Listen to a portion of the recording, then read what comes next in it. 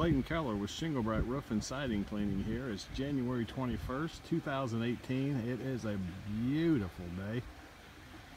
We had some snow last week and we had up to 65 yesterday, I think.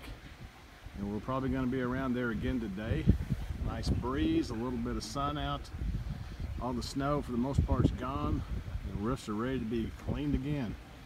We're getting ready to get this house roof all cleaned up. We're just going to do half of this one. We're going to do the two sides you can see here. We're doing the front and we're doing this side, and then we're going to get that front of that shop over there, if you can see that.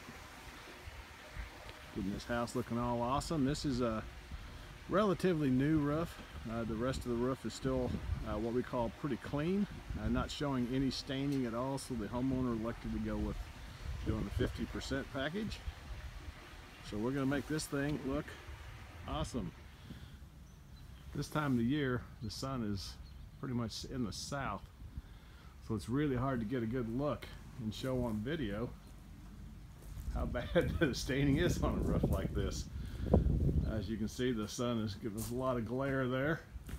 But as you can see, this roof is very shady, which it stays that way all winter, and the algae continues to grow. This side's going to stay wet longer. It'll stay in the shade.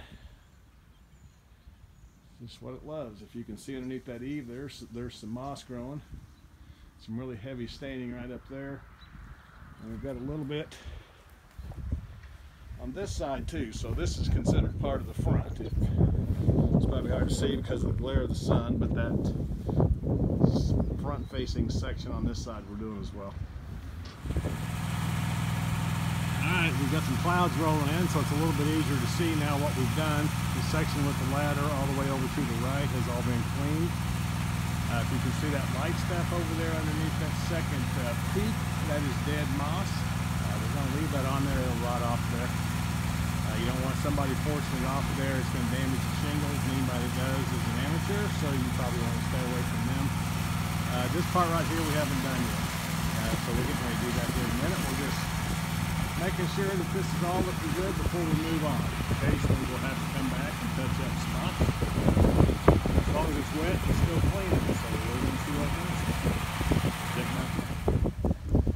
Alright, here we are. We got it all done. It's still a little windy. It's still looking right into the sun with the camera, of course, but hopefully you can tell the roof looks really good.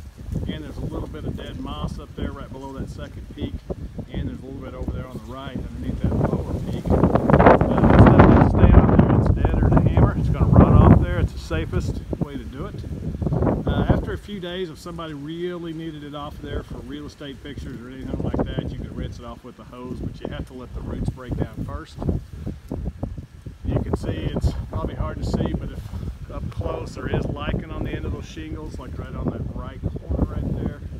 It's the light stuff that you're seeing. Again, that's all going to go away. If that was allowed to go on, though, it would get significantly bigger and it definitely would damage the shingles, but no damage done yet. So again, another beautiful day, December 2018 in the Ozarks. Shingle Brite signing out.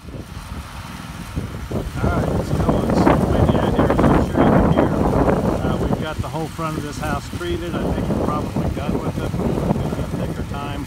We're going to do the east side over here in front of a small garage. And we'll come back and check this and make sure